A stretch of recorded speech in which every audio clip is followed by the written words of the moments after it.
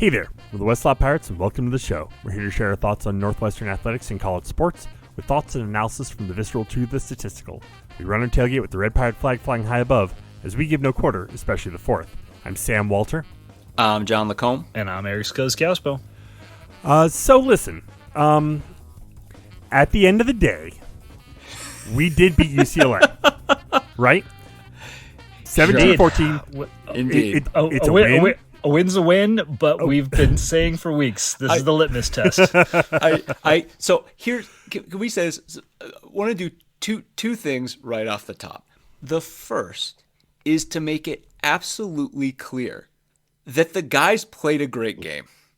And we'll circle back to this, but just the Northwestern football players played a great game on both sides of the ball. There were a lot of guys who had great performances. I mean, you can look at the fact that right off the bat, Robert Fitzgerald, holy crap, bat out of hell. I was going to say, Griffin Wilde and Jackson Carcello both had awesome games. Both are on Pro Football Focus's second game. Team of the week, Big Ten Team of the Week, and Carcello for the second week in a row.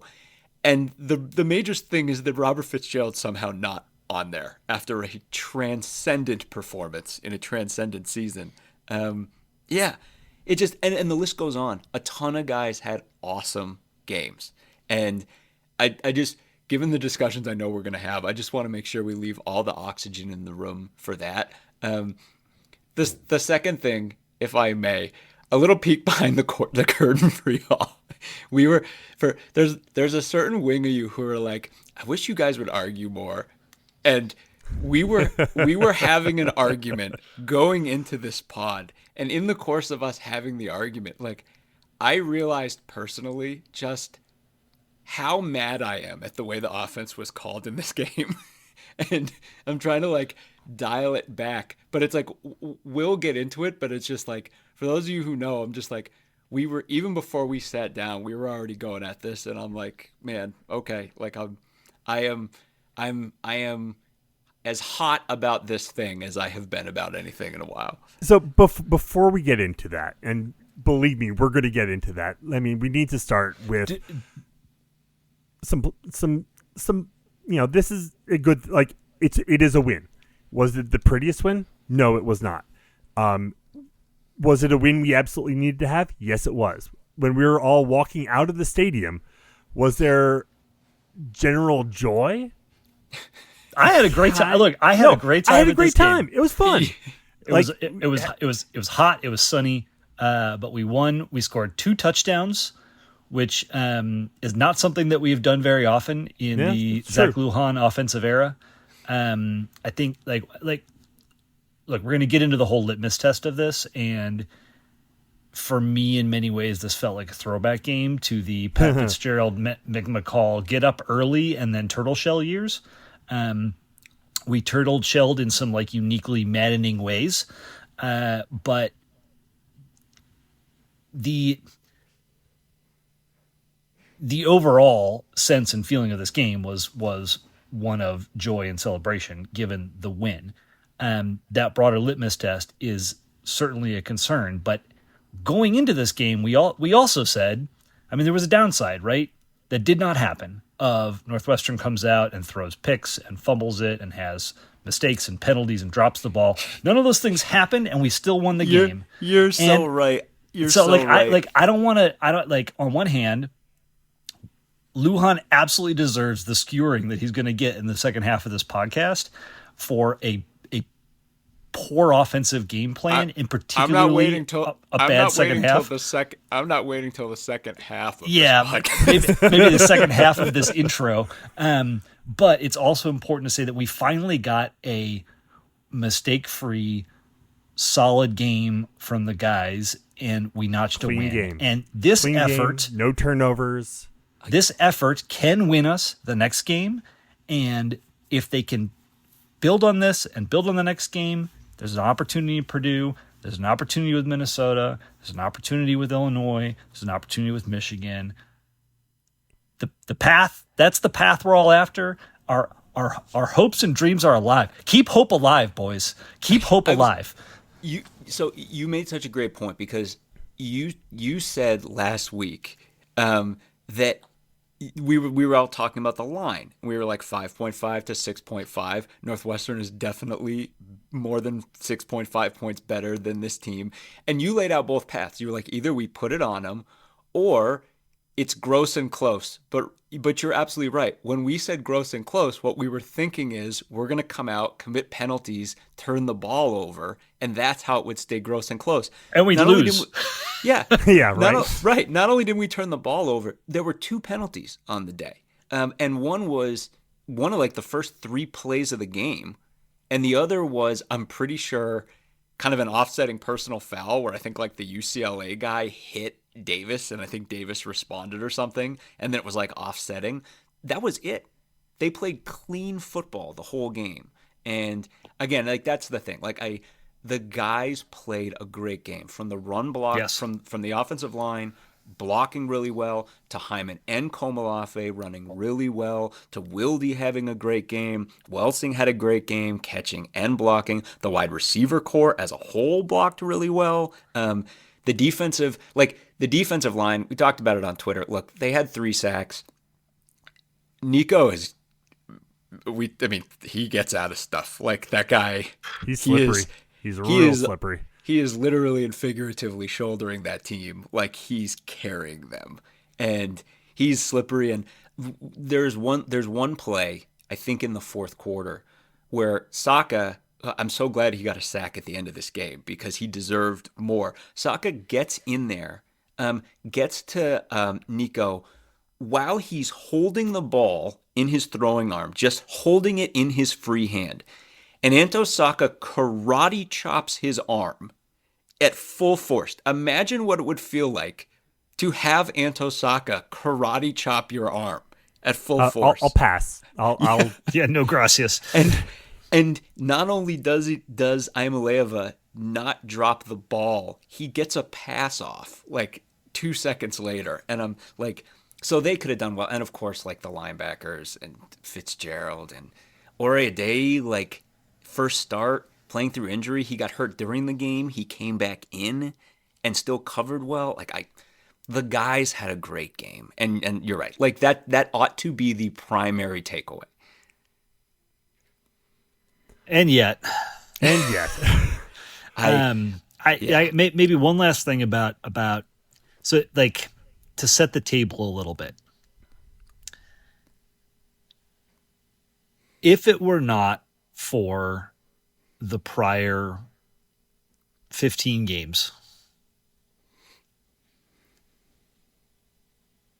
I would be comfortable at least like giving some air to the idea that this offensive staff, this coaching staff just needed a clean game and called the game accordingly. Now that's unequivocally not what happened in this game. No. But in the light of, if you look at this in a vacuum, it's like, hey, we've had, if this was their first year on the job, imagine it's 2024. We've had an up and down 4 games till now, and here in game 5, yeah, we go a little conservative. We, maybe take our foot off the gas. We try some stuff. It doesn't work. We try it again. Still doesn't work. Third time's a problem. But the idea of, hey, let's just have a clean game. Let's get through this. We're the better team on the field. We can weather this storm, lean on our defensive strength. It's our identity. Cool.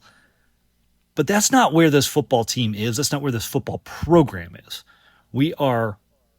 This is game 4. This is game 4. Game 4, yeah. In a season where, right, wrong, or indifferent, we are building towards the opening of an $850 million football stadium.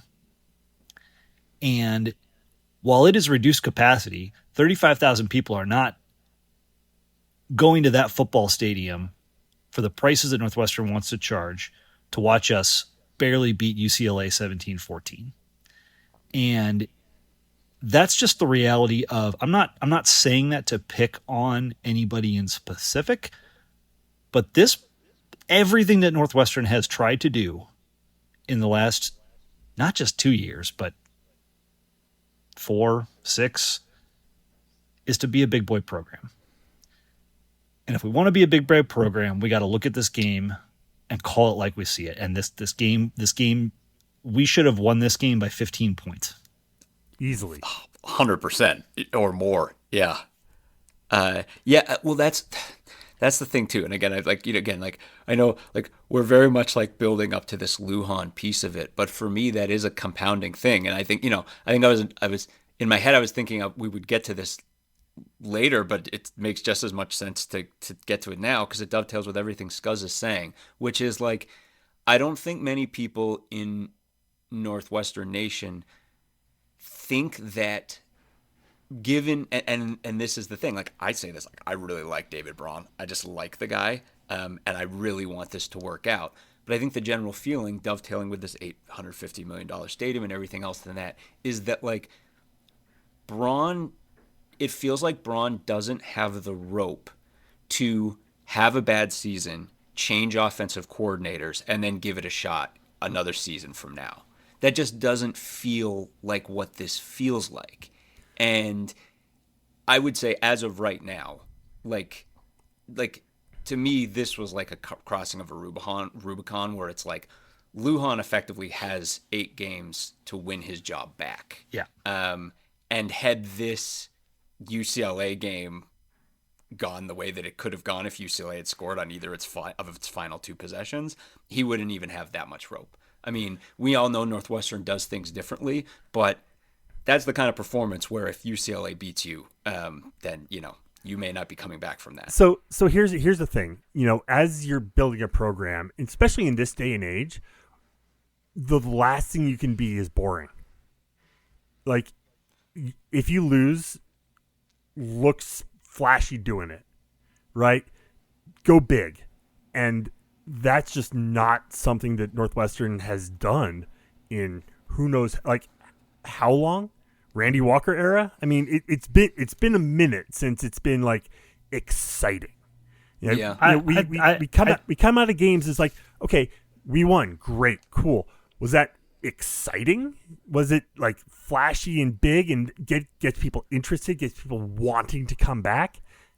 If you're the athletic department trying to figure out how are we going to fill this stadium, how are we going to charge the prices that we think are coming down the pike, you got to get people really wanting to come be there in person to be fully entertained. And like, is that the way to go? I don't know. No, it's not. But so I don't think it has to be.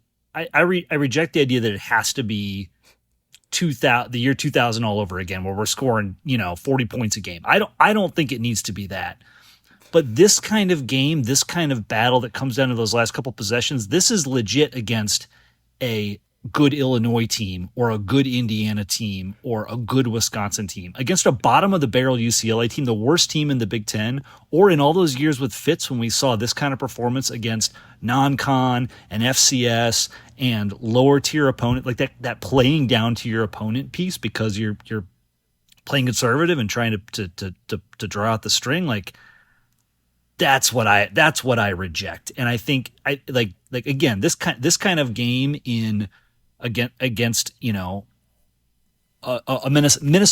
If we played this kind of game against Minnesota later this year, I'd be ecstatic. I'd be ecstatic with this win against Minnesota in Wrigley Field later this year. But against UCLA at home, oh boy, you'd be ecstatic with the score line, right? Yeah, to get the win. Yeah. I mean, but the score line is in this game is indicative of what the problems were. Right. Well, and that's the thing, Sammy. I was going to say, like, I'm with you on the exciting thing. I think this offense could have gotten to 35, if not 40 points, if we just would have friggin' ran it for an entire game. And again, like, we're going to get into the back because we have disagreement. And this is where, again, I'm at a 9 or a 10 on this because we have disagreement in that I think, because correct me if I'm wrong, but your thesis is we had a good first half where a lot of things were working and going really well. And then we turtle shelled kind of in a lot of the second half. We scored on our first 3 drives, missed a field goal on our 4th, and then basically like punted the offense. And in that transition from a dominant touchdown drive on our third drive, we started pickleballing our way and getting away from the bread and butter, which was duo. Caleb Komolafe we agree. Caleb Komolafe ran for 120 yards in this game on 27 carries. And I do not think that we should have given Caleb Komolafe 15 more carries, but where was Daniel Anderson? Where was Reeder? Why didn't we see this offense rolling out their depth of running backs and pounding it down UCLA's throat? You have to throw. You cannot just run like the Randy Walker no passing attempts in the second half. Like the Philadelphia Eagles offense ain't going to work here. I'm not asking for that. But why we got away from the bread and butter in the second half is really confusing to me. And I get trying to try some stuff and tinker, and every OC is going to call some plays that don't go well. I think that's the difference. Is you're looking at the first half and you're like, whoa, this was a drive killer. This was a drive killer. This was a drive killer. I'm okay with a couple of those because you got to have some bites at the apple. We've been begging for Joseph Hyman to get touches. Cool, give him some screen passes. Maybe they don't go well. Maybe they weren't perfectly timed, but at least we're trying some shit. But when it doesn't work, don't try it again, and don't stop doing the thing that got you there. And we stopped doing the thing that got us there. Well, so this is the thing where it's like, you can see how pissed Scuzz is. I'm a level beyond this. And this is like the degree to which we're disagreeing on this is, I think that the first half was secretly a giant mess. That not a giant mess in terms of every drive was a mess. Secretly a mess in terms of we had a great, well-working offense and in the first half, and it was apparent from drive one, from 3/4 of the way through drive one, that everything in the base offense was working. Stone was throwing the ball well. 3 wide receivers on the field were looking good. 2 wide receivers were on the field. Double tight were looking good. It was all looking good. The base offense was looking good. Stone threw an awesome pass to Elegon that, well covered. It's not on Elegon. It's like deep balls. Like, it's a great pass, like hard catch. Safety was getting to it, and that could have been a touchdown. Stone put that exactly where it needed to be. And then, right, I will meet you. I will say this because, and this goes to the argument we had beforehand. The first gadget disaster play that we ran in this game that effectively short-circuited the first drive does look way worse in hindsight when you see how many more of these we ran. We kept doing it. We kept doing it. You're right. If we hadn't kept doing it, I wouldn't be going back and pulling my hair out looking at that initial play. But that's the thing, because you can look, and this is where we were going back and forth, is you can look and you can be like, they were really passing the ball on the first drive. Then one play short-circuited on the second drive, and then or short-circuited that drive, and we had to settle for a field goal. And then we hammered them on the ground on the second drive, and it led to that Komolafe play, which was like he dropped the ball on that play, but whatever. That was a great play. He picked it up. It was well blocked. I mean, it's Aussie rule style. You got to dribble it once before you go. Exactly. I guess I forgot that we did drop the ball once when I was making my comment earlier. We called it Euro step, right? Like he dropped the ball, but then you get to take 3 steps. It's like the Manu Ginobili. But what you need to know about that drive is right in the middle of the standard running game, working super well on that drive, we put in Ryan Bowe right in the middle of that drive. And as soon as we did, UCLA went, oh, thank God. They're going to just, we know exactly what they're doing on this play. And a dude just shot the gap and had Hyman 5 yards in the backfield. And Hyman got out of it and made the play of the day. He just got out of it and made this absolutely sick play. And it ended up being our run of the game. But that drive could have died right there. And the point being, and this is where the theme that comes in, and this is the normal working offense of just hey, just run some route trees and your offensive lines move the ball. Everything that we said last week where it was if we can just do this and not turn the ball over. And then we came out and the guys just executed the regular offense correctly. And then that third drive, we're at the end of the third drive. Stone is just humming. Like he and Wilde are obviously dialed in. And it's just like bang, bang, like it's totally working. And then it was, I think, like the thing we can agree on certainly is that, like, coming out of the first half, the clear lessons were just like, your just base offense is killing these guys. You can run and throw out of it. Like, and control the clock. I mean, we were just grinding out yards. Right. You can do everything you want to do. You can hammer them inside, and then hit them however you want because Stone is locked in right now. And then in the second half, it's like not only weren't lessons learned from that, it all went straight down the toilet. Yeah. Well, and like, so, I mean, UCLA certainly adjusted on that first drive out of halftime and were, I'm sorry, I'm looking at the fourth quarter. That first drive out of halftime. And to be fair, right, they do that. They have come back in every game after getting into a huge hole.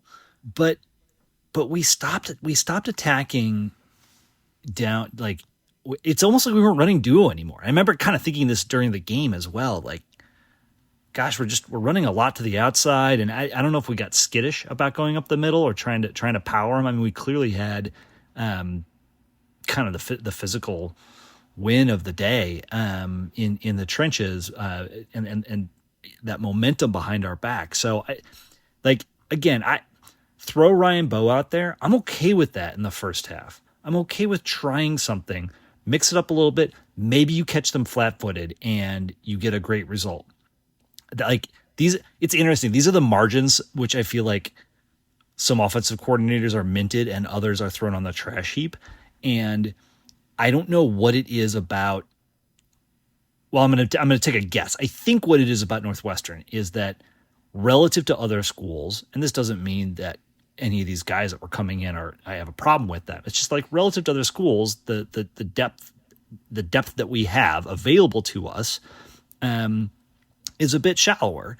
And so when West Virginia with Rich Rod trots out a backup QB or a third, a guy that nobody's seen before, and they set up a weird formation and the defense is guessing, there's still enough speed and kind of physical talent on the field in because of your depth that you can have a play like where it doesn't quite go right and the guy gets lined up and he's dead for rights and Hyman makes a cut and makes it work and rips off a 25-yarder.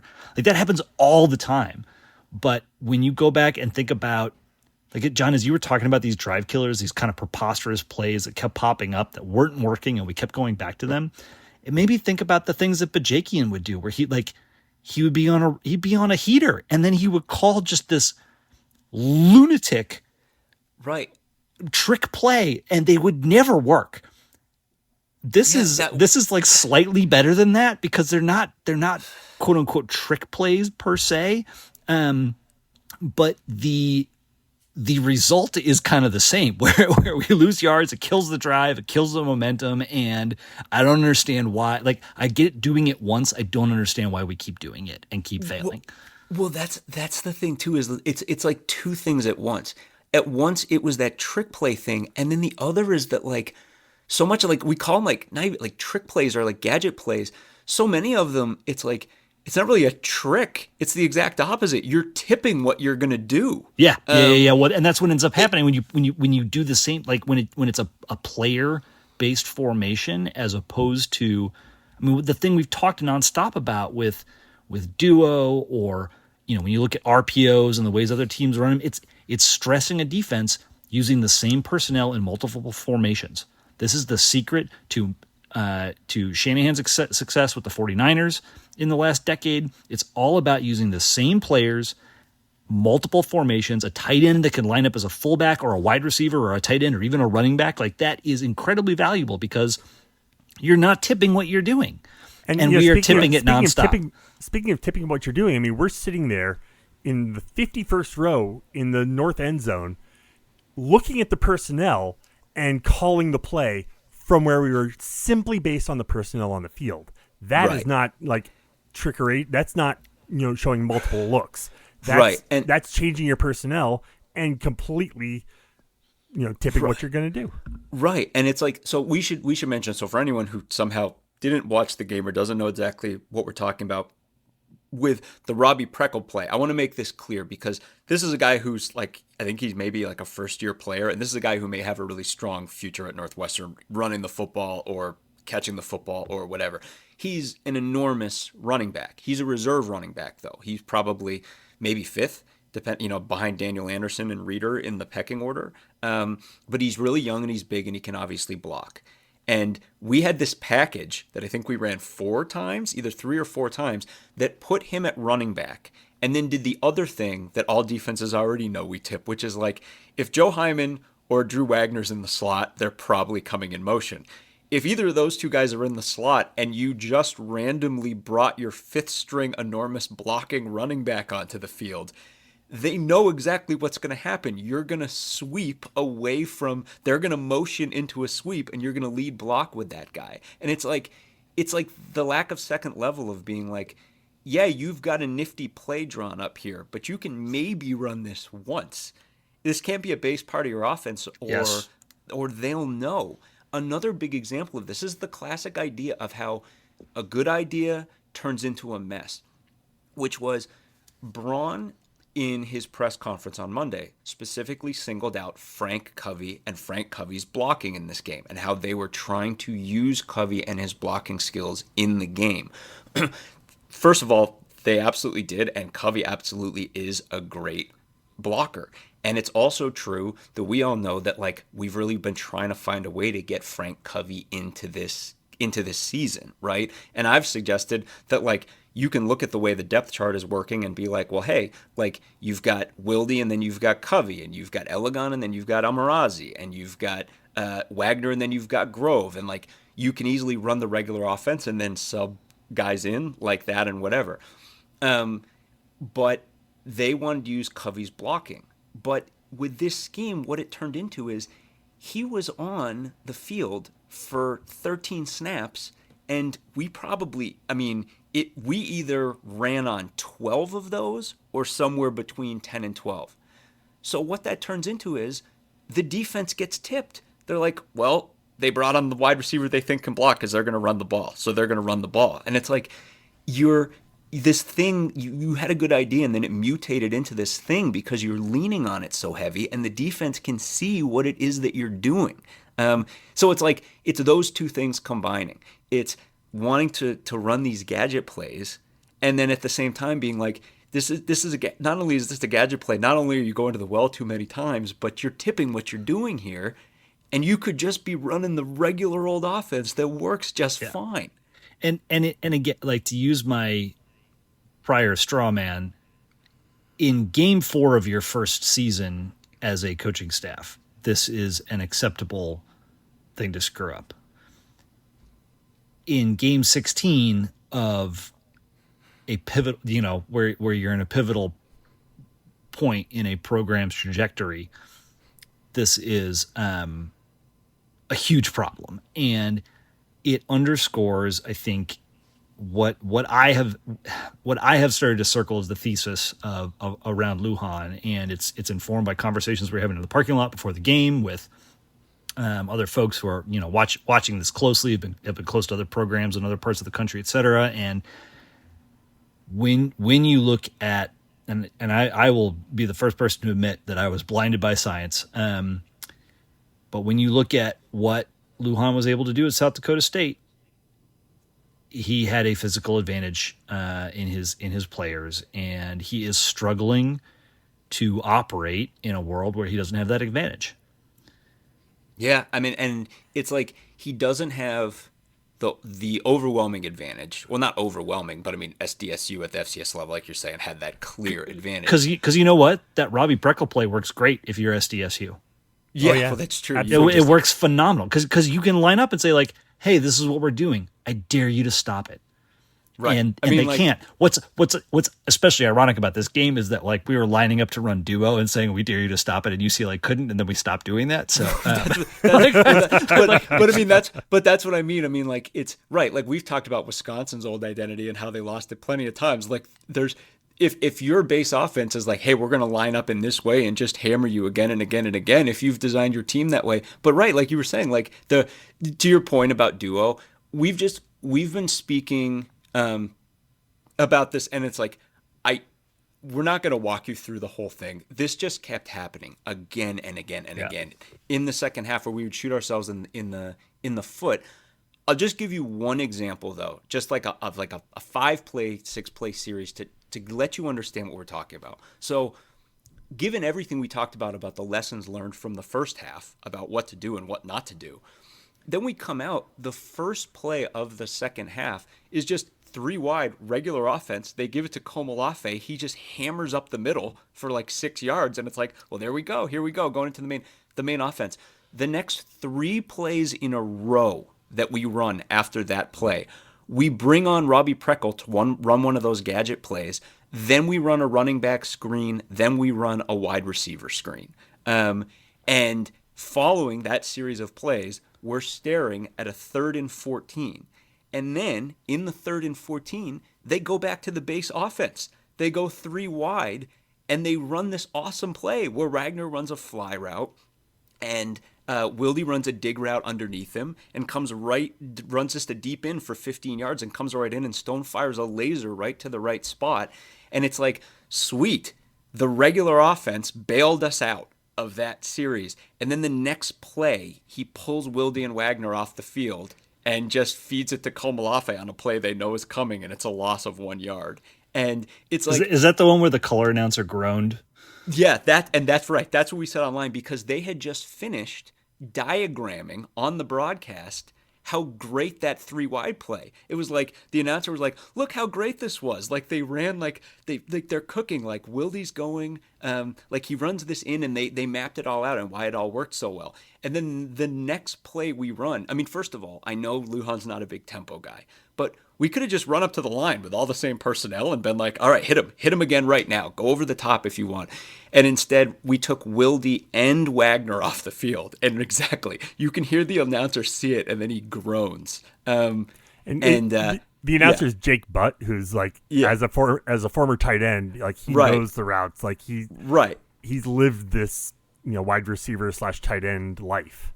Another quick example with the 5th drive, which was its own whole story, but they run a Griffin Wildy highlight package going into the next drive, the drive that ended in the blocked field goal.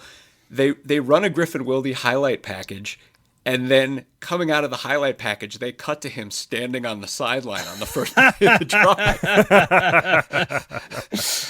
Well, everyone's going, what the hell is going on here? It was just this kind of game, and it went on and on. Yeah. Look, there's only one time in my Northwestern fandom that Northwestern lined up over and over and over and did the same thing and truly dictated terms, and it was when, in the second half at Illinois, what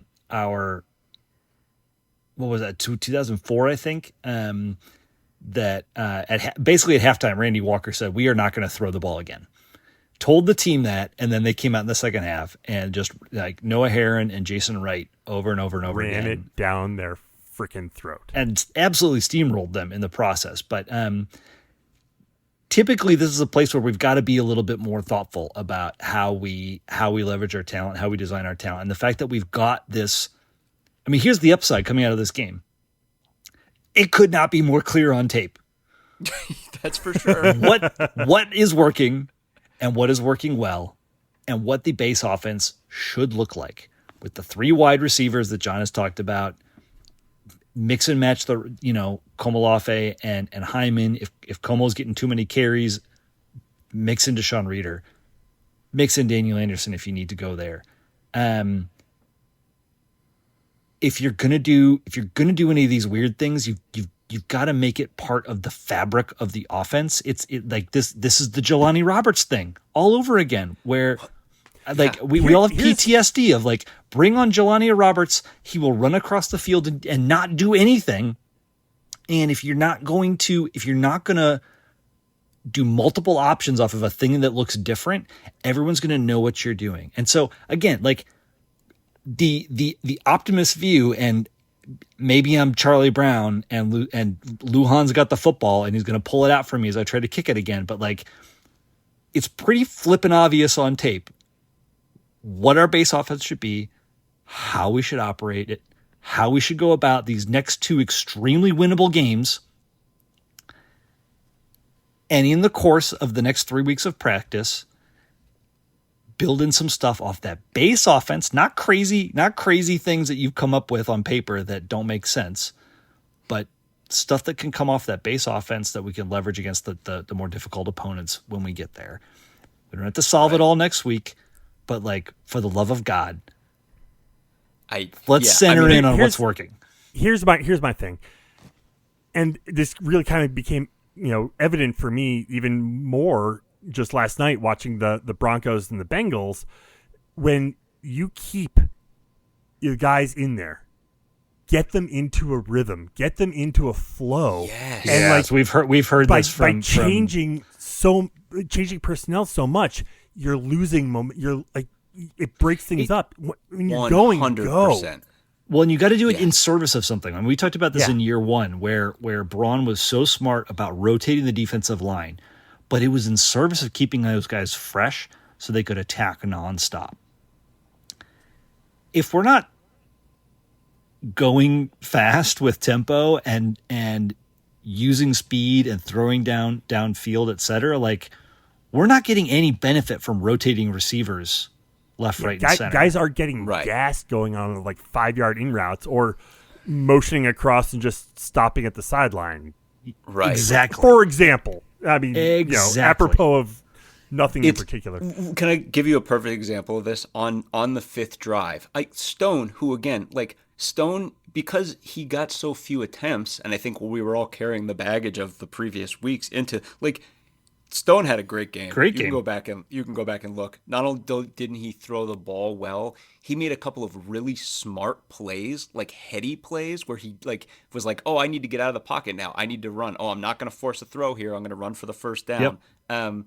And there was one period of time where on the drive that got us all the way down to that ended in the missed field goal, he makes blocked field goal. Let's call a spade a spade. Well, I'll get to that because I have something I want to talk about with that. Speaking of telegraphing, but they run a play action pass where he throws a great ball and Elegon gets interfered with, and it's a pass interference and it's 15 yards.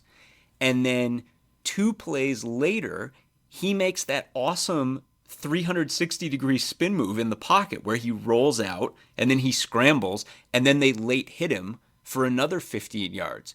He was cooking. In between those 2 plays, we brought on Ryan Bowe to run into the line for zero yards. It's like you're just wrecking your own momentum. Again, it's that's the thing. It all is absolutely working. I mean, you said it doesn't have to all get fixed at once. I mean, it's just but it sure would be good for Lujan if he put up a nice 40 spot against ULM with this working base offense. Well, and we're at the point now in this trajectory. You said it earlier, John. He is coaching to win his job back or keep his job, or something of that nature, and eking one out against clearly inferior teams is not going to get it done. That is not the path for the future. You can look at UCLA's schedule; they're going 0-12. It's all just bad stuff for them on the horizon. The field goal. So Sam, you mentioned it was blocked. So for anyone who doesn't we went back and looked at the tape on this, and it's amazing for anyone who watched the Bears game and the way the Bears game ended in a field goal block. It's actually 2 really similar things. The common thread being, in both situations, the team that got the block had a beat on what the holder was doing. And in the Bears game, they talked about it, because they talked about it after the game, that the Bears had realized their long snapper moves the ball a touch right before, or he moves his hand a touch right before he asks for the football. And you can get a read on that. In our game, what you can see is really subtly, our holder tapped the ground right before he wanted the football. I mean, the tap is you see it. The tap on the ground signals the center that it's ready. Exactly. For the snap. Exactly. But it's one of those things where it's like any snap count, right? if they know when it's coming and they know exactly when you're asking for the football, and the dude on the far right for UCLA just sold out. He was watching for it, and the second he saw the tap, he took off. He may have been crossing the line at the exact second that the ball was snapped. If you do something where you just tap your hand on the ground twice, that guy's miles off sides, and then you're deciding whether you want to try to go for it from like 4th and goal from the 1, or if you want to try to kick a field goal again. But it's like, for anyone who's like, oh, and like this was like a total breakdown or whatever, it's like, this is something that can get fixed now, and like luckily this didn't cost us anything at the end of the day. So I want to caution, like I know exactly what you're saying, and just from a technical standpoint, I wonder if tapping twice you might get hit with a false start. But like, you could tap, and then the signal would be like tap, beat, snap, or something like that. You know, it's not like tap and go. It's the equivalent of on 2, right? You can either on 2 or on 1 like. Right, I get what Sam's saying, because you could abuse it and be like, tap, here I go. Like, right, exactly. But it's like, it's just clear, because when you watch the video for the first time, you're like, did this dude just gamble? You're like, why is he getting off the snap way before everybody else? And then you look and you're like, oh, he's watching, and he just like, right. So right, there's clearly, like, again, they'll do something like to change it up somehow, right? Yeah. They're gonna be, and whatever, like it that didn't. I ain't worried about that.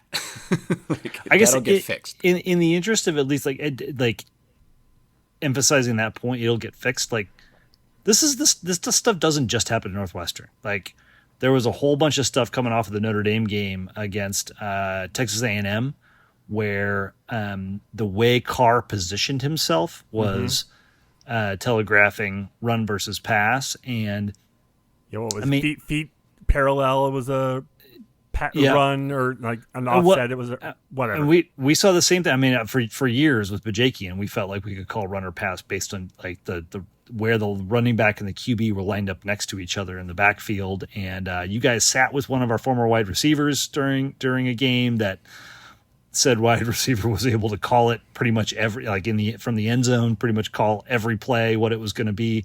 There's an art to figuring out how to be more subtle and nuanced on offense. And guys like Kevin Wilson, guys like Rich Rodriguez, like, it comes naturally to them. And for whatever reason, at Northwestern, it has not come naturally to us since Wilson walked out the door in 2004. And we've had a couple moments here and there. Even McCall had some moments early in his career, et cetera. But like, we're going on 8 years of futile offensive output, and it is just extraordinarily frustrating, especially when it's so easy to diagnose. Now, probably harder to fix. Probably harder. Yeah, I was going to say one thing to diagnose it, the other thing to fix it. But goddamn, can we work on it, please? Well, this was like the absolutely head slapping thing, because you're saying like too, like, there's opportunities to fix things, and it's like, there absolutely is, and the fix is like as simple as it's like literally just run the offense against ULM. Just run your working offense. You have 2 sets that your 3 wide and your double tight both are working great. Just run those sets. And then it's the other part, and that's the thing, is like, on one hand there's that, and on the other hand it's like you said it earlier. I mean, we're heading into game 17 of the Lujan era, and this came within a whisker. I mean, again, our defense played awesome, and like, they locked it down. If somehow, though, like, UCLA got over the top once, if they'd gotten over the top twice and we lost, like, it's pretty justifiable for that to be in for Lujan. Who had the breakup in the corner of the end zone? Was that Ori? I think that was Ori. Yeah. And that was an awesome play. I mean, that was like play of the game. It was play of the game that we broke up that pass that would have been a lead-changing touchdown for UCLA, or maybe it forced the field goal. That forced the field goal. Would have forced the field goal. It would have been otherwise it would have been a game-tying touchdown. But at the end of the day, it would have been. You're right. Hold on. I mean, that would have been, no, you're right, because that was broken up in by hindsight. Ori. You're right. If that had been 7 points and then they had gotten another touchdown later, we were up that would have been 17. the win. Yeah, we were up 17-3. So that was the field goal to take it to 6. And that was the first. Said 17-10. Yeah, You're right. You could look at that breakup as the 4-point difference in the game. Yeah. And that's the thing, is like, again, these are fixable. And we have very much been in this mantra that, look, we just have to win. We have to beat UCLA, ULM, and Purdue by hook or by crook and get to that Nebraska game. We have to be getting better the whole time. And it's like, well, the players certainly did. And if we learn these lessons, et cetera, and it's like, that's all true. And I very much want that to continue. And I want like the lessons to be learned and us to come out against ULM. It's just, had we lost this game, it would have been 100% justifiable for that to be it for Lujan. Yep. This is game 16 for him. Yep. And it very much feels like Braun is chained to Lujan. And that's the other piece of this is for all those. And again, we don't know anything, but it's all the grumble, right? It's all the stuff that people are saying about this $850 million stadium and the expectations that come with that and et cetera. So it's like, yeah, this can be fixed. We want this team to continue to work and get better. And obviously, like, the guys have made this like tremendous progress, but it's like, you don't really get mulligans like this at this point. And this was almost a disaster. So we've been shouting about the coaching for a while. I want to just put it aside for a sec and just reiterate some of that the improved performance, as you mentioned, John, because like we said, what we wanted coming into this game was we wanted Preston Stone to play within himself. Mm-hmm. You did that to play within the offense, to make to not force the ball, to be more accurate on his throws. We wanted to see the mix of wide receivers stretching the defense horizontally and vertically, and I do think we saw that to a degree. We wanted to see the running game and the continued improvement of the O-line and fewer penalties in that space, and we saw that. The team is getting better. They are playing better. And there, like, if there is reason for optimism, it's that we can continue to improve. And what was a Big Ten win, the first one we've seen in a while, certainly at home, that we can build on this, and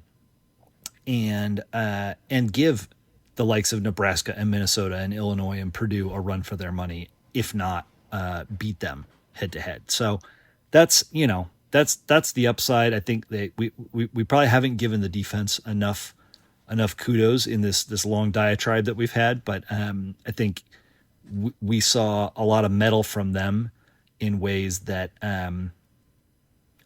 they were solid against Oregon, but just like clearly physically outmatched. But when you compare what we saw on Saturday to the first week against Tulane, I feel like the defense has come leaps and bounds despite 1,000%. injuries. Absolutely.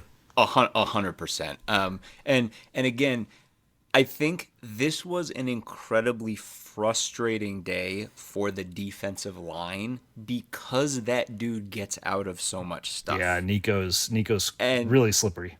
And again, like, you look and we're like, well, we only had 3 sacks. Remember, he'd only been sacked 6 times coming into the game. And that's all him. It's not the line. Like, he gets out of a ton of stuff. Braden Bruss had, I think, the best game of his young starting career. He was one of those guys who was instrumental. Like, he wasn't a formal spy, but I think you might have even mentioned this. I think you did mention it, Scuzz, in the last pod, that it's like, this guy's going to be essential because we've got a quarterback who's going to try to run, and we're going to need a fast guy to track him down, and that's exactly what he did. And U-line was great. I just want to make sure everyone is aware, though, fully aware, that right now in the Big Ten at safety, it goes Caleb Downs, Dylan Thieneman, Robert Fitzgerald.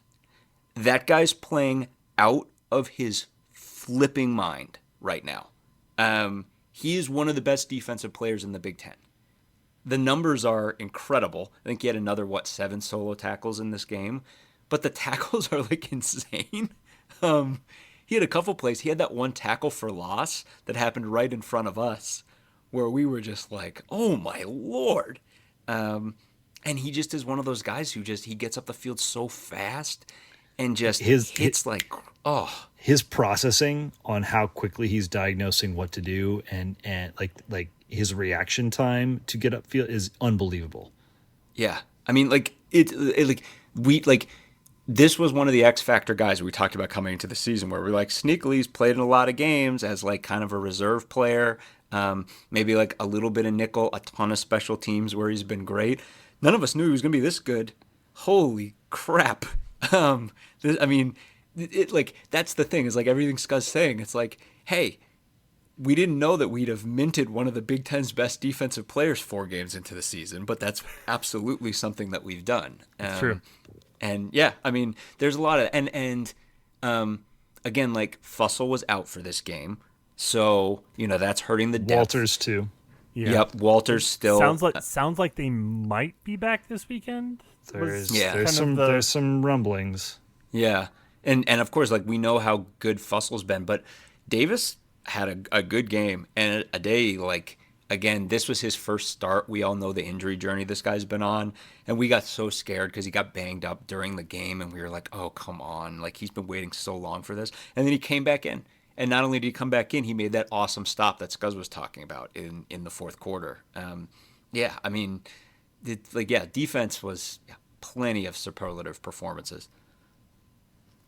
I challenge every Big Ten quarterback remaining on our schedule to withstand an Antosaka karate chop.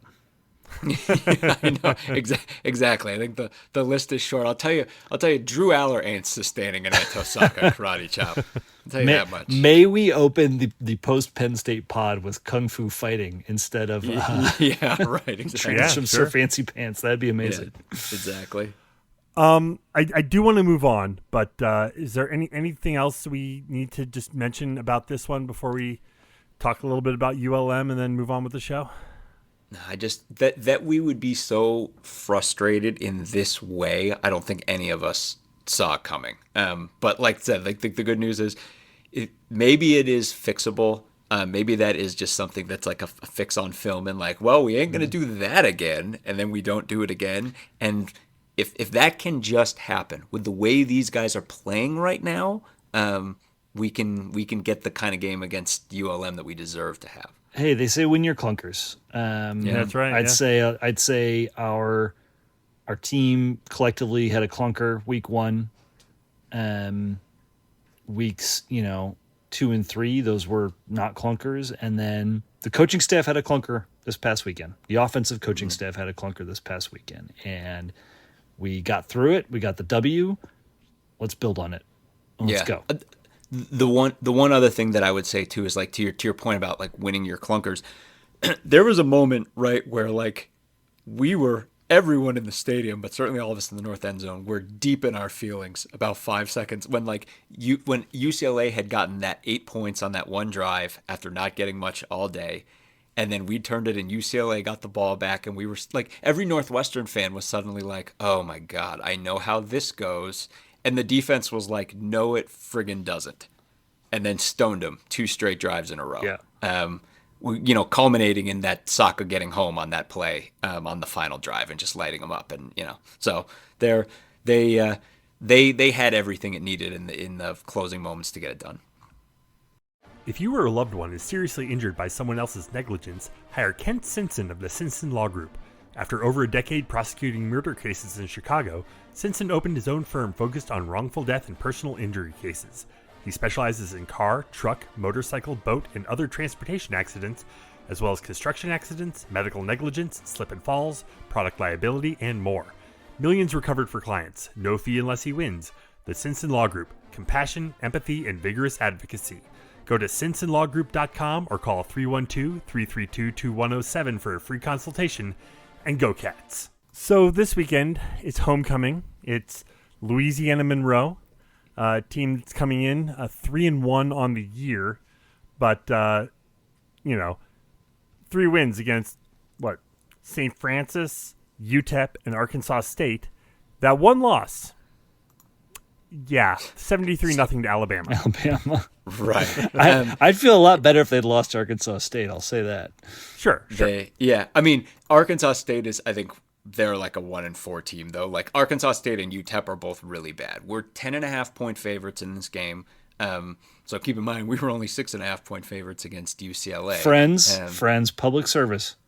Do not gamble on Northwestern. Don't bet on Northwestern. Just don't do it. Or if you're going to do it, hedge against your rooting interest and at least like bet against them or something. I don't know. Just Just don't do it. Just don't do it.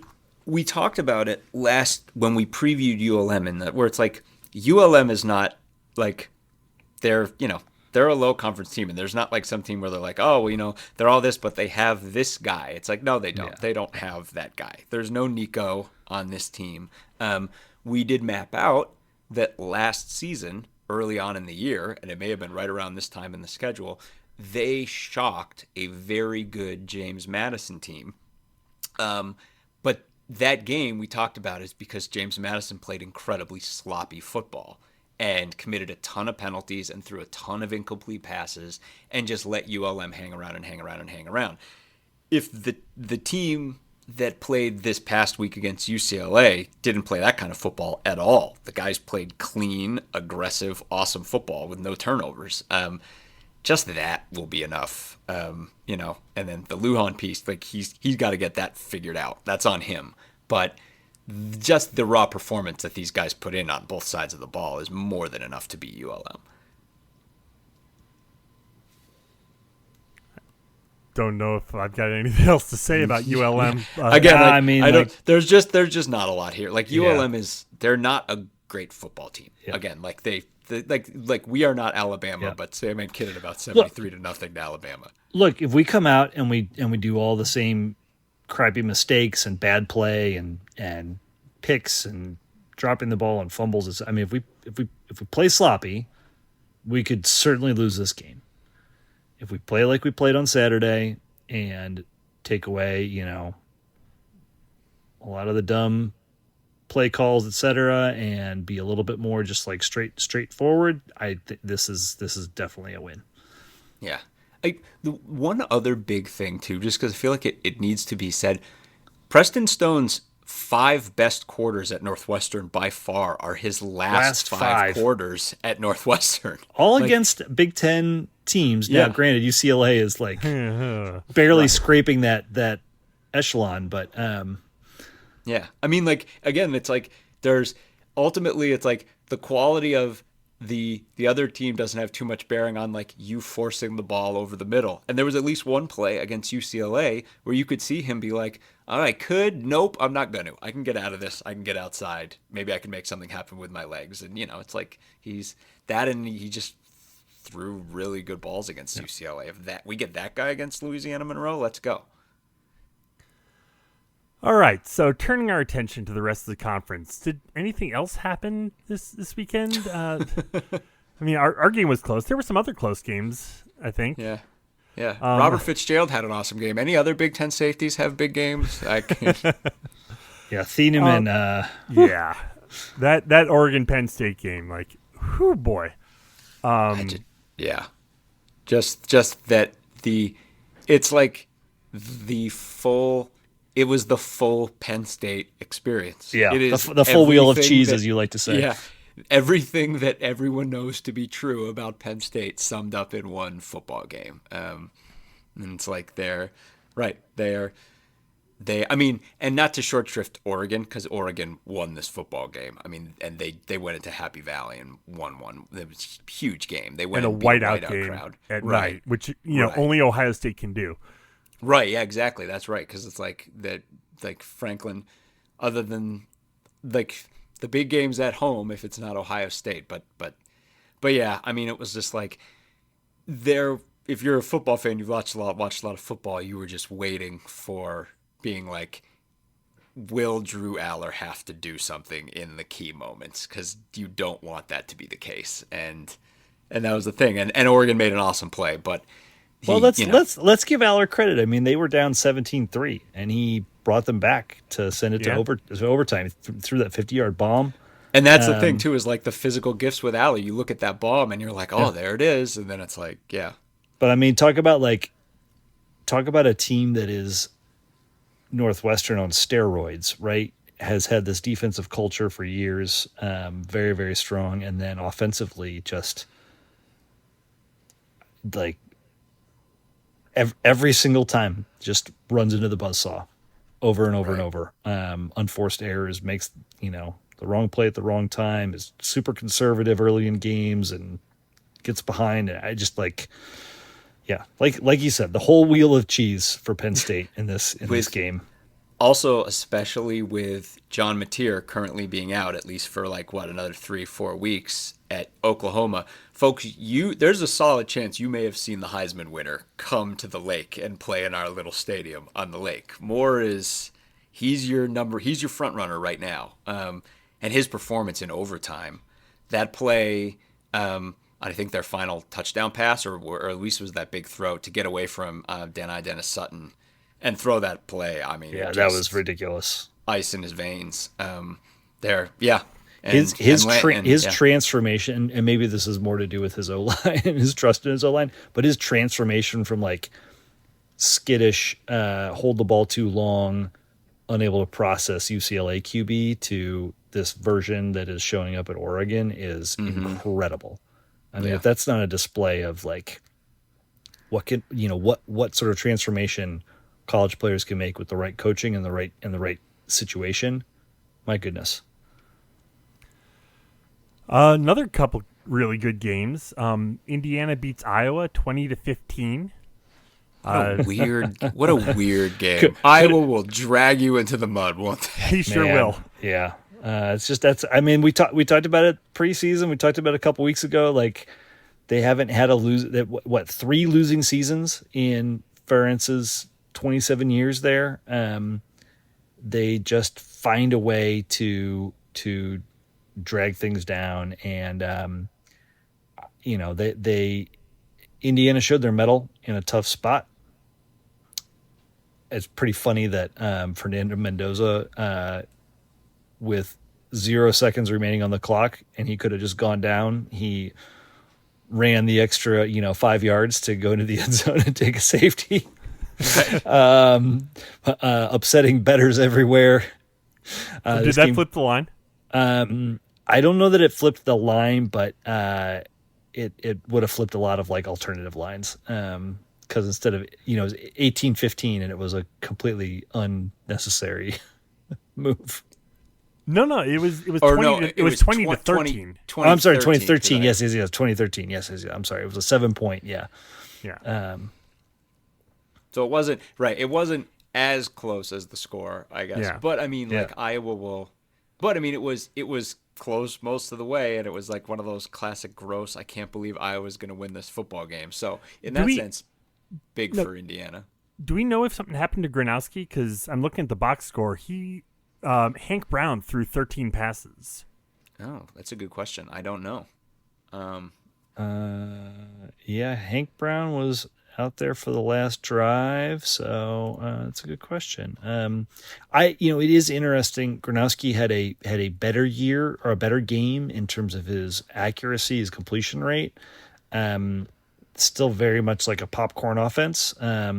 He left the fourth quarter with an apparent lower leg injury. Yeah, so it is, with all of our prior discussion around Lujan, it is fascinating to think back to, we thought this guy coming to NU was going to be the savior, and Gronowski, along with that offense, and much like Lujan, he is struggling mightily at this level, and some of that is, he doesn't have a ton of targets in Iowa City, but when you look at the tape, it's more that he is really struggling to throw a catchable ball, an accurate ball in a lot of situations. And it is, to me, it only adds to the mystery of, well, if it wasn't the quarterback and it wasn't the, strategic offensive advantage, it really does underscore the thesis that the running backs in particular were just head and shoulders above the competition in Sioux Falls, and it just allowed SDSU to do whatever they wanted across the board on offense. Ohio State beats Washington 24-6. It seemed like a bit of a slugfest. Is Washington better than we gave them credit for, or did Ohio State just have a trip to Seattle that was slowed them down a little bit? I was going to say, is Washington playing on the West Coast, or are they playing somewhere else? Because West Coast, yes. Yeah. So thus far, those have been two very divergent environments. So we will see. They have to travel all the way to Maryland this weekend. Yeah, I think buckle up, baby. Yeah, I don't think that made me feel any better about Washington's chances to win that football game. There, and Ohio State again, like they have a young quarterback, but a ton of talent and a defense that is unquestionably an awesome defense. And like that, the defense, Washington was never in this from an offensive standpoint. Two other games, both of them close. You had Minnesota over Rutgers, 31-28. But the Drake Lindsay of this, like Minnesota came out and threw all over Rutgers. This game was crazy. Yeah, this game was crazy because Rutgers was up 14-0, and then Minnesota came back, and then and tied it up, and then Rutgers, scored again at half. Minnesota comes out, starts to take the lead. Rutgers gets what feels like a touchdown to finally go ahead, and then you get this big bomb of a pass that gets Minnesota in range. They end up scoring with only 3 minutes to go to win the game. But yeah, for Minnesota to do this without Darius Taylor and on the back of Drake Lindsay is, I'll say, worrying from the standpoint of somebody who's hoping his team can beat Minnesota later this year. So sure. Yeah, I guess the flip side of it would be Antoine Raymond for Rutgers ran for 161 yards and 6.2 yards a carry against Minnesota's run defense, which is that's as good of a performance as, probably better than they gave up at any point last season. So, for all of us, we all know how big our run attack is a piece of our offense. So there is that. I mean, I still feel right, like Minnesota, this is a big win for them, and they pulled it out. But if you think, I think there's a lot of Northwestern fans. You can come at them and be like, hey, maybe we can hang with Rutgers and Minnesota this year. Like maybe if we can get to that level of team, we can be in that game at Wrigley. Minnesota had 7 sacks. Ooh. They had 1 interception. Like they really stepped up in the other parts of the game to make up for their 38 yards rushing on 17 carries. Wow. Yeah. It's fascinating game. Like they clearly could not get it done without Taylor, and yet they did find a bunch. Like they couldn't get it. We're like, this team is run defense and Darius Taylor, and they didn't have either, and they still put up really interesting performances. So, yeah. And then the one other game in the Big Ten last week had Illinois beating USC on a last-second field goal. After Altmaier drives them down the field in the waning moments to get him in position for the game winner. That sounded like a fun game. This is so I didn't watch this game. No, we were standing around in a parking lot. Right. I guess the single biggest surprise to me is that USC really didn't run the ball that well, because they certainly threw the ball well, and aside from that, I mean, like this game was otherwise as we predicted. We were like, watch out, Illinois' offense is going to bounce back against this bad USC defense, but Illinois won't be able to stop USC either. And that was all pretty much true. I mean, this game was a shootout. I mean, Maeva threw an interception, and Altmaier didn't. And Altmaier had a great game. But again, like Illinois, it's Scuz's central thesis. Illinois ran 35 for 171, 4.9 yards a carry against USC. If Illinois can run, it unlocks the rest of the stuff that they can do. And Altmaier went off in this game, and USC's defense isn't good. So yeah, I mean, credit to you to Illinois, big win and huge bounce back win. The tenor of this game, though, I think is pretty much what we thought it was going to be. Yeah, defense optional. Yeah. I will admit, Altmaier looked particularly good in this game, coming off of that horrific Indiana mess. So he's certainly back in the. I feel like he's shifted to the other side of the ledger in that this was more impressive than I expected from him, even when they were able to run. Yeah, I want to play the Illinois from last week. Can we get that? Illinois. That's plenty of time for that one to reemerge. Some real fun football this past weekend. Starting with Friday night. I have never seen a field rush happen as fast as when Virginia got the final fourth down stop against Florida State.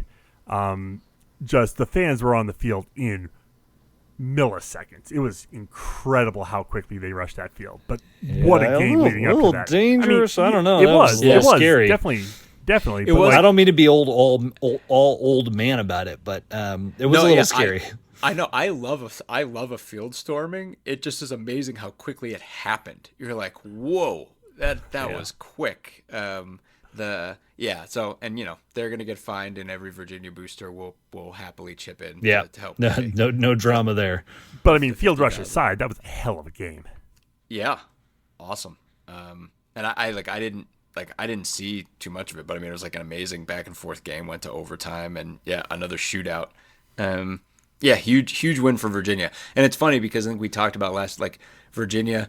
There was that one game from the 90s where Virginia pulled that major upset over Florida State. That was very much, I think we were in high school when that happened, and this was very much a throwback to that. Couple other huge ones. Bama going on the road to Georgia. I mean, coming away with that. I mean, for DeBoer, huge one for DeBoer. Yeah, that's a potential job-saving win. To underscore a point we made earlier, Alabama does not score in the second half and hangs on to win this game. I'm okay with that when you're playing a team the caliber of Georgia. Just for the record, I am okay with that when you're playing a team of the caliber of Georgia. If we beat Michigan 2-0, I'll be more than happy. We can do that however you want to do it. Ole Miss over LSU 24-19. Sorry, Chris. Yeah, our man Chris Giannini, a big loss for him. But also Ole Miss is really good. I mean, lest we forget, this is a team that thumped a Tulane team, and I think a lot of people were quickly like, well, Tulane's not legit, and it's like Tulane may still not lose another football game this year. Ole Miss may just be really, really good. Vandy continues to pour it on. 55-35 over Utah State. Signetti energy. Yeah, the best Vanderbilt team ever. And now they're going to Bama with game day there. Game day's going to Bama for a Vanderbilt game. How about that? I love it. Were you, Sam? I don't remember if you were there last year, but I watched the last year's Bama Vandy game in the parking lot across from Tech. I think I caught some of it, but yeah. Yeah. So I remember if someone had a TV in the parking lot, and we all just ended up watching that game. So it'd be great to run that whole experience back. Any other big games you guys want to mention from last weekend? Notre Dame sure seems to have gotten it together. That was the other one that stood out to me Arkansas, as well. Coach fired. I mean, it felt like going to Arkansas, and maybe this is just the SEC of it all, but they're 1-2, going to Arkansas with some pretty tough games coming up on their schedule, and you're thinking, gosh, could Notre Dame really fall to 1-3? And they erased any consideration for that, and the way they looked makes you feel pretty good about Boise State and NC State coming up. That game against USC on the 18th of October, that is going to be a massive shootout. Neither of these teams plays great defense, and they both have really, really good offenses. So I think that's a fun one to buckle up for and watch that night. All right, turning our attention to this weekend's action, you've got two 11 a.m. games. You got Illinois at Purdue. Illinois, a 9.5-point road favorite there. I really want to see. I think the thing that would all make us kind of nervous is we know that Illinois secondary has been banged up, and obviously you can see what USC just did to them throwing the ball. Purdue can throw the ball too. I'm not going to feel super great if Purdue comes out and throws to 300 to 350 yards in this game. Illinois, and I feel like there's a chance that Purdue may have a good day throwing the ball and Illinois may still win big. But I don't that's the Purdue throwing is the nervous thing to be thinking about relative to that game. And so that's what I'll be keeping an eye on. I mean, again, I think Illinois I feel like they've righted the ship and their offense is going to work just fine against Purdue. It depends to me if Illinois' starters are back in the secondary. Because if they're not, and Purdue throws for a lot, I'm not going to be too that's caught true. up on it. Sure. That's true. But I mean, one thing that is for sure is Illinois' secondary has been shredded 2 games in a row. Like that's happened, and Purdue can definitely make it 3. You got Wisconsin at Michigan. Michigan a 16.5-point favorite. So Hide I mean, your kids. we're officially on Luke Fickle watch at this yeah. point. And Even though he got the vote of confidence after last game. the dreaded vote of confidence. Yeah, I mean, but we talked about it last week. This Badger schedule is absolute hell on wheels from here on out. This past week was their bye week, so we will see what they look like coming off a bye.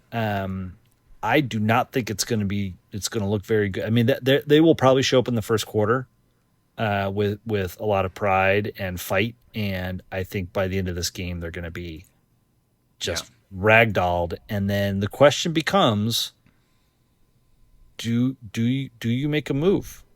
They don't have a bye week again. Right. 4th, 11th, they play straight through the rest of. I'm sorry, they got one more. Yeah, Halloween weekend between at Oregon and hosting Washington. So that's actually like, I mean, I don't actually think Fickle will get fired until the end of the year. But and we know his buyout is still pretty huge. So but man, this is going to be. I don't hate Wisconsin the way I feel about some other Big Ten teams, but as I said on last week's pod, my toxic trait is I really love it when I'm right, and we couldn't have been more right about this one. Yeah, right. Yep. Penn State, coming off that loss to Oregon, has a long flight to think about it as they head out to UCLA. CBS has to be just overjoyed to get this one, right? Even the most depressed, down in the dumps, kicking themselves, lost confident Penn State team is going to be able to show up jet lagged and hangry and hand it to UCLA. Yeah, their UCLA is. I feel like we even 25.5-point favorite. Penn State is. I wouldn't bet on them. Going to be so mad. I wouldn't bet on them, but Penn State is going to win this game. Yeah, and if they don't, whoa, Nelly. Yeah, I just saw a shocking line about where we're about to go here. All right, Washington at Maryland. Let's go Terps. I love the Terps in this game. Yeah, you see Washington's 6.5-point favorites. That's bananas. That's preposterous. Unless Malik Washington is hurt, is there something going on with Malik Washington? I mean, they didn't play last week. What's going on is he's awesome. I don't know anything else. What's also wild too, ESPN put up a thing. Maryland has basically 3 of the 7 or 8 best first-year players in the nation. It's not just Washington. Both of their defensive ends have been fantastic on this season too, and they're both true first-year guys. So, I mean, maybe Washington may very well win, but yeah, the Terps they're like a different team completely this year. So I like Maryland there. Michigan State at Nebraska. Nebraska is a 11.5-point home favorite. It's just a fun Childs versus, I'm blanking on his name now, Patrick Mahomes. Yeah, Pat Mahomes Jr. Raiola. Aiden Childs versus Raiola is just such a fun matchup. I know Nebraska has the better team, they for sure do, but I just like how fun and loose Michigan State's playing this season. And then finally in the Big Ten, you've got Minnesota at Ohio State. The Buckeyes are a 24-point home favorite. Well, Drake Lindsay, you showed up last week. Now's your chance to make a splash. Yeah, I mean, I honestly that's a big number.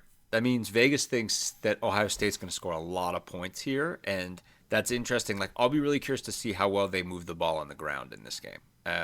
Because again, that Rutgers game was kind of surprising in terms of Minnesota's ground game, and we'll see if they bounce back.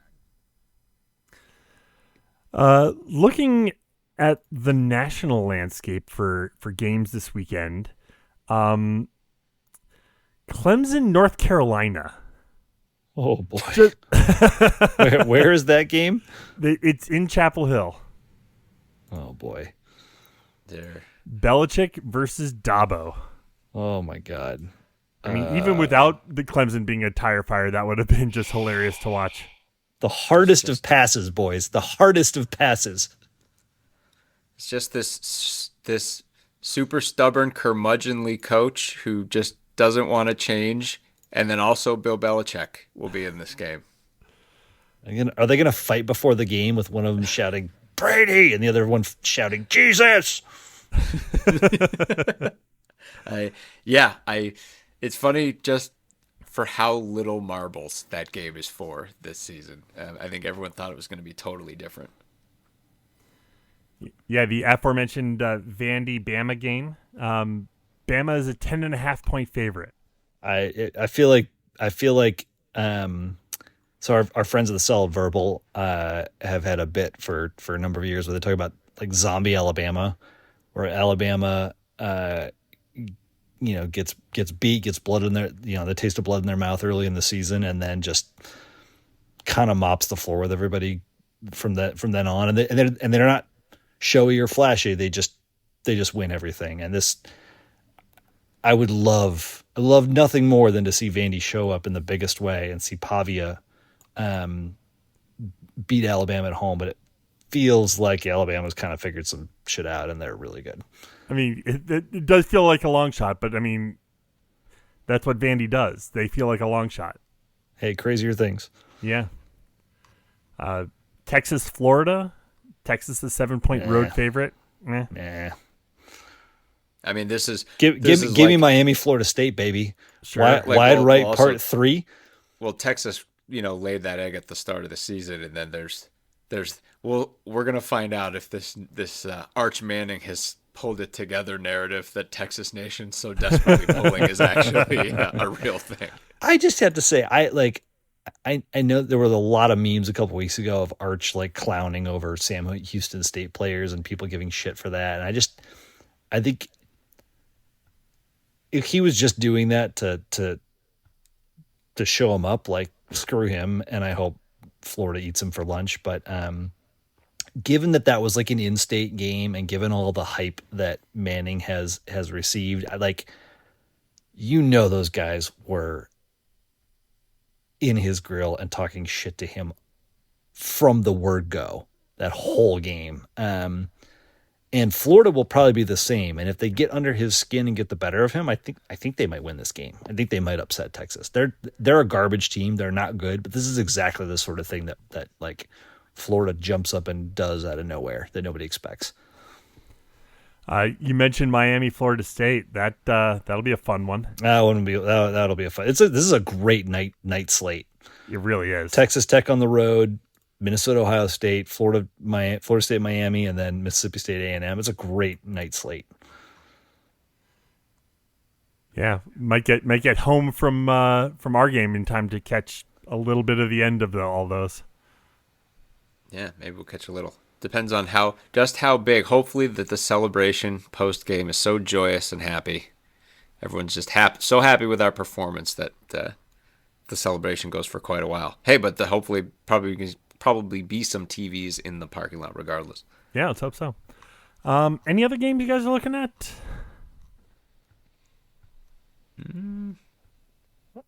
Boise State goes to Notre Dame. Yeah. Boise State just doesn't feel like the same, caliber that they've been in the past. Let's see what else. There's nothing else that really jumps off the page. Iowa State's coming to the Natty, but yeah. Before we get out of here, let's head over to Field Hockey Corner. Weekly Field Hockey Beatdown. Yeah, segment. As the Cats come home to raise their banner, raise their national championship banner, and lay one down on Indiana 5-0. Hoorah! Yeah, Ashley Sessa, 2 goals, 2 assists. I mean, continues to be one of the very best players in the country. But you know what? We've got a ton of them. we've got Zimmer and Sessa and Ilsa Trump and OBC, and we are continuing to just dominate. And of course, again, Juliana Boone, who is only a first-year player, continues this crazy run of shutouts. It's as good of a start to a career as you can possibly see. I mean, she's given up 2 goals all year. All year. Yep. It's amazing. Like this, we're the team, and we should mention during the game, we all saw they honored the national championship team. They honored Zimmer and her Honda award-winning performance from last season. And it was just like, this team they're all down on the field. They're all being honored for their national championship from last season. Zimmer's being honored. And then you're like, oh, and we also have the number 1 team in the nation right now. And we're stomping everyone on a week-to-week basis. It's nice to be where field hockey is right now. Traveling to Iowa this Friday, home for Penn State the following Friday. Well, I will talk about those as they come up. Anything else to mention before we get out of here tonight? Yeah, I just want to shout out. So there's I know there's a lot of hullabaloo around the Purdue game and celebrating the Rose Bowl team and their 30th anniversary.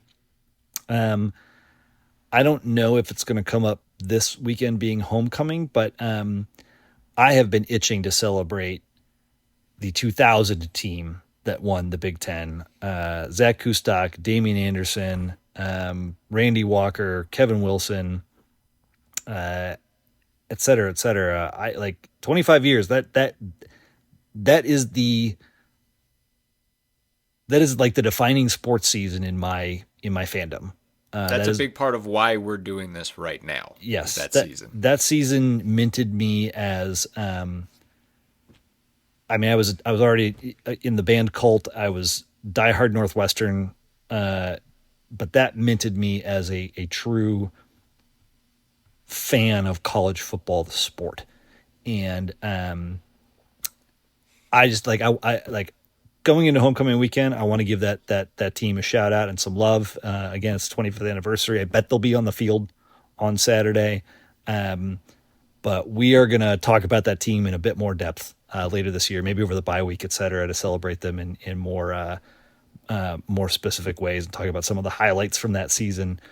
For those of you that want to reminisce with us, and for those of you who weren't around for that season, it was one for the ages. It didn't come with the same, shock and awe of 95, 96, but it was pretty effing surprising in its own way. For sure. I mean, everyone who was fans for the Rose Bowl era are students for like the Rose Bowl and the Citrus Bowl year, or the younger fans who are students for Purdue 1 and Purdue 2 for basketball. This is like that, where it's like you experience a period of time, and I think for us specifically, it was the 8 days from victory right through the instant classic game against. It's like you just don't come back from that. Like you're chasing that high for the rest of your life. Yeah. Like this is what it means to be a sports fan. Chase that dragon. Yep. Well, on that note, we'll go ahead and leave it there for tonight. Head to our website, westlawpirates.com, where you can leave comments and questions. Find us on Facebook, Twitter, Instagram, Blue Sky, YouTube. Our shows are streaming on YouTube at Westlaw Pirates. You can always email us, westlawpirates@gmail.com. Tune in next time as we give our visceral and statistical views on Northwestern athletics, and look for us in the West Tech lot of Martin Stadium flying the red pirate flag, because we give no quarter, especially the fourth. For John Lacombe and Eric Scousby, Sam Walter, thanks so much for listening. We'll see you next time.